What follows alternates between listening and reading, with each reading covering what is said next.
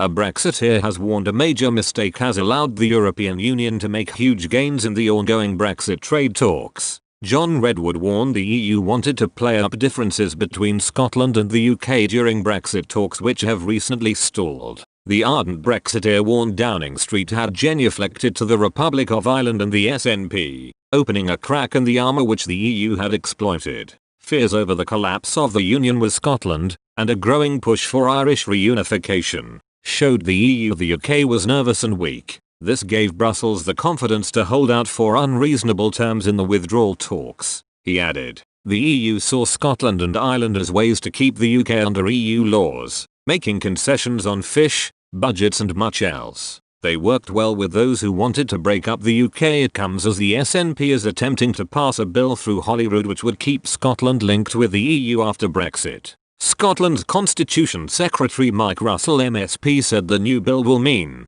on devolved matters, Scottish law can keep in line with those in Europe when appropriate and practicable to do so. Referring to bids from Scotland like this, Mr. Redwood said the EU saw Scotland and Ireland as ways to keep the UK under EU laws by making concessions on fish, budgets and much else. They worked well with those who wanted to break up the UK, he exclaimed. Scotland has made their feeling towards Brexit clear with 62% voting to remain, whilst First Minister Nicola Sturgeon wrote to Boris Johnson to request an extension to the Brexit process in June. Ms. Sturgeon believes more time is required to complete negotiations and support businesses through recovery from the coronavirus pandemic. Mr. Redwood seemed to agree with Ms. Sturgeon's comments, concluding that Brussels worked well with those who wanted to break up the UK. Michel Barnier, the EU's chief Brexit negotiator, has repeated his call for a deal with Britain on future ties by the end of October. He said he had no plans to meet his British counterpart,